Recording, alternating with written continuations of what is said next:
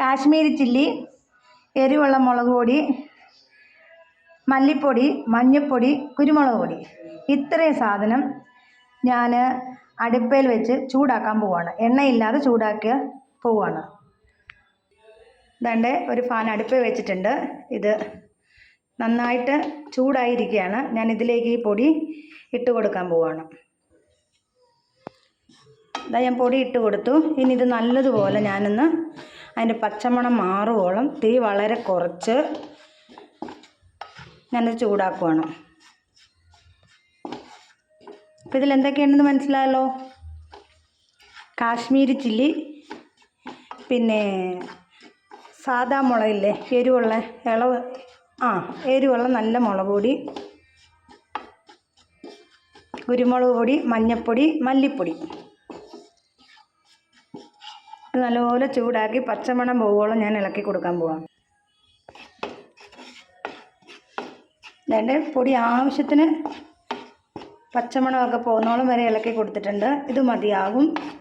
ഒട്ടും അടിയെ കരിഞ്ഞു പിടിച്ചിട്ടില്ല. കരിഞ്ഞു പിടിച്ചാൽ അതിന് വേറെ ടേസ്റ്റ് വരും. ഞാൻ സ്റ്റൗ ഓഫ് ചെയ്തു.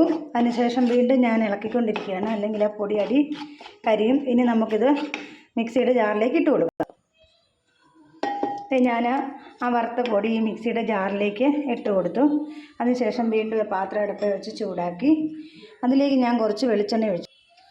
വളരെ കുറച്ച് മാത്രമേ ഞാൻ എണ്ണ ഇതിൻ്റെ അകത്ത് ചേർക്കുന്നുള്ളൂ. ഇതുണ്ടോ, ഇത്രയും മാത്രമേ ഞാനിപ്പം ഇതിലേക്ക് ചെയ്യുന്നുള്ളൂ. ഇനി ഞാൻ അരിഞ്ഞു വെച്ചിരിക്കുന്ന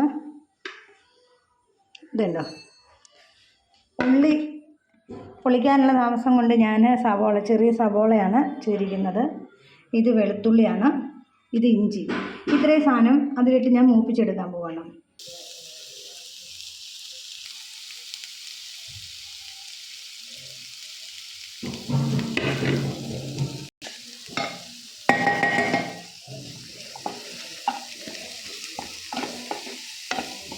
ഞാൻ നല്ലപോലെ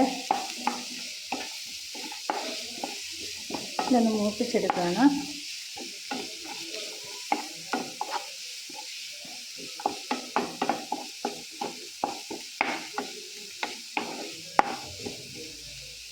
സ്വല്പം തീ കൂട്ടിയിട്ടാണ് ഞാൻ ചെയ്യുന്നത്, വേഗം ആകാൻ വേണ്ടിയാണ്. പെട്ടെന്ന് വഴന്നു വരും.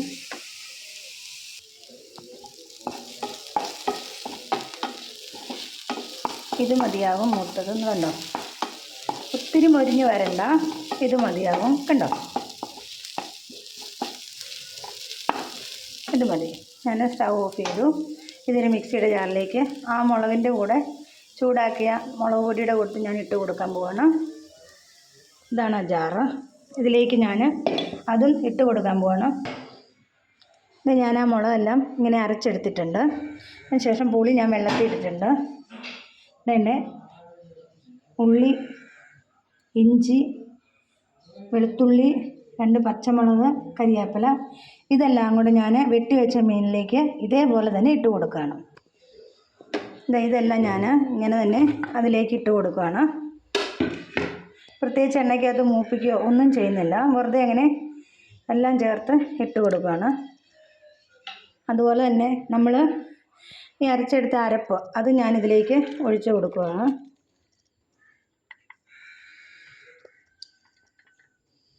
ഇതിനാവശ്യമുള്ള ഉപ്പും വെള്ളവും കൂടെ, ഉപ്പിന് പകരം ഞാൻ ഇതുണ്ട് ഈ പുളി, ഇതിൽ ഞാൻ ഉപ്പിട്ടിട്ടുണ്ട്. അതുകൊണ്ട് ഉപ്പ് ഞാൻ നോക്കിയിട്ട് ഇനി ഇട്ട് കൊടുക്കുകയുള്ളൂ. ഇതൊഴിച്ച് കൊടുക്കുന്നു.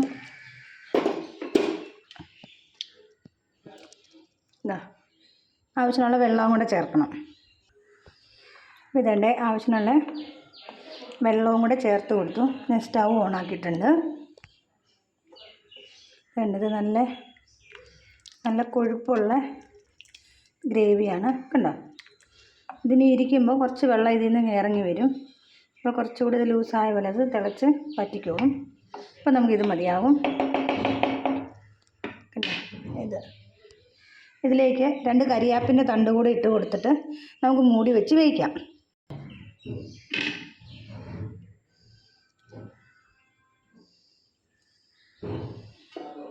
ഈ മൂടി വെച്ച് ഇനി നമുക്ക് 10 മിനിറ്റ് നേരം വെയിറ്റ് ചെയ്യാം. ഇനി നമ്മൾ ഇത് തുറന്ന് നോക്കുവാണ്. ഇപ്പം മീൻകറി റെഡി ആയിട്ടുണ്ട്. ഇത് കണ്ടോ. ഇതിലേക്ക് കുറച്ച് വെളിച്ചെണ്ണയും കൂടെ ഒഴിച്ച് നമ്മളിതിന് വാങ്ങി ഉപയോഗിക്കാവുന്നതാണ്.